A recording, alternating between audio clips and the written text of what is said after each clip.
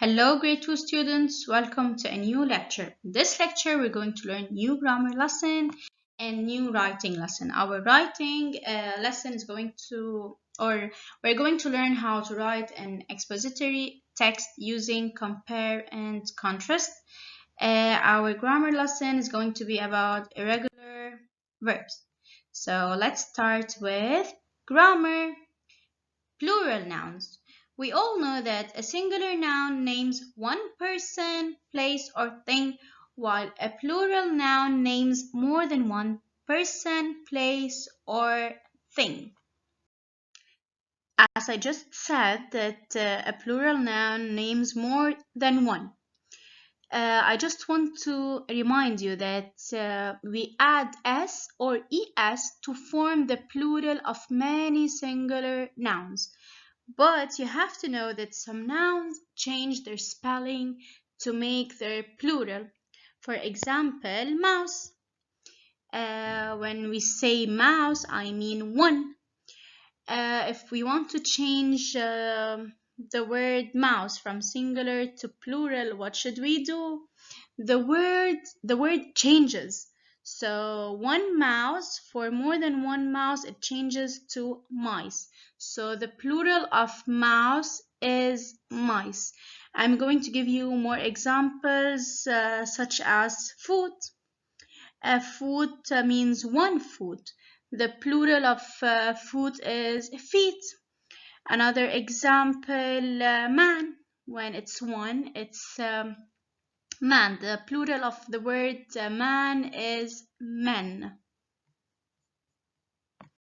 You also have to know that there are also singular nouns that do not change their spelling to form the plural. For example, deer. Deer stays the same in the singular and plural. Another example, fish.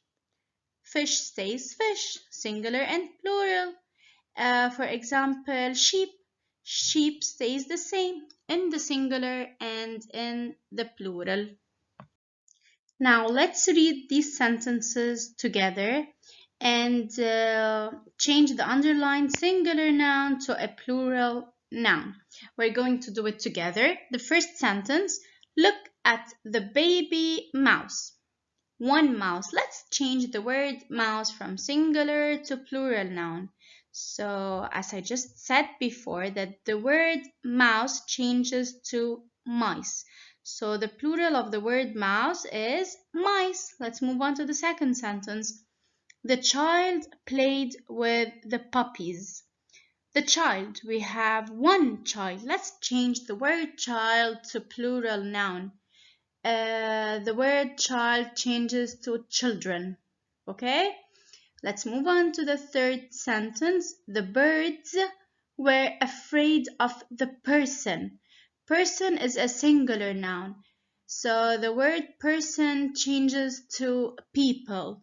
From singular to plural, you have to know these words.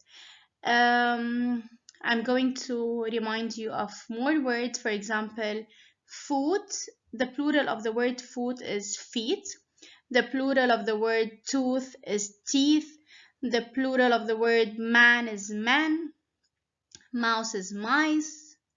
Child is children. Person is people. Now let's solve this exercise together. You can solve it in your English booklet, page 118. We have to complete each sentence with the nouns in their plural forms. The nouns between brackets. Number 1. 3 took a hike in the woods. 3. I can't say 3 child. I have to change the word child from its singular form to its plural form. So as we know, some words change. So the word child will change to the word children. So the plural form of the word child is children. 3 children. Number 2. 2 led the hike. 2, I can't say woman because woman is singular. I have to change the word woman to the plural form. The word woman changes to women. women. 2 women. Number 2. 10 were in the group. We have to change the word man from its singular to its plural form. 10, of course, it can't stay man. I have to change it to men. 10 men were in the group. Number 4. The hike hurt their foot. I have to change the word foot to the plural form. It changes from foot to feet. Number 5. They found 2 baby. Of course, I can't say mouse because the word mouse is in the singular form. I have to change it to the plural form. The word mouse changes to mice. They found 2 baby mice. Now let's practice more. We have to write the letter S, that stands for singular. If the underlined word means one thing, then we have to write the letter P for plural if it means more than one. Let's start. Number 1. Max saw a baby sheep in the meadow. Meadow means a piece of grassland, okay? Here we have the word sheep. How can we know if it's singular or plural? We have to read the sentence. Max saw a baby sheep. It means one. So here the word sheep, it's singular. So we have to write the letter S. Okay, number 2. The sheep are in the field. So from the words are, we can know that the sheep is plural, not one. If it's one here, we have to write is. So the sheep are in the field. So plural. Number 3. The baby deer has little teeth. The word has stands for singular, so from the word has we can know that the word deer is singular. Number 4, 4 deer ran across the path. 4. From the word for we can know that it's plural, not one deer, 4. And as we know that the word deer stays the same in the singular and plural, the word sheep and the word fish. Of course, we have more words. Number 5, we watched many fish swim. From the word many, we can know that the word fish is plural. Number 6, I saw him catch a fish. A stands for singular.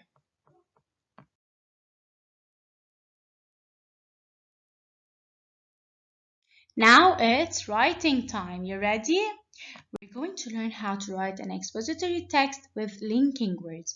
You have to know that good writers use linking words to show how ideas are related. Let's take a look at these linking words. For example, the words and, another, and also show how two thoughts are related. For example, when we link two ideas or sentences together using the word and, another, or also, they will make a chain of ideas. Here we have the words but and however show how two things are different. For example, they're used to show two different or opposite ideas. For example, I have a red apple, but I like the yellow apple. Now let's move on to the words for instance or for example. They are used to show examples of ideas. We have the words because, therefore, and since. They are used to show relationships between ideas. Let's use them in a complete sentence. For example, the girl is reading a story because she is bored. So you have to know that the words because, therefore, and since are used to show relationships between ideas. Now we're going to write an expository text about a baby animal and its parents, okay? You can choose any animal, but don't forget that you have to use linking words.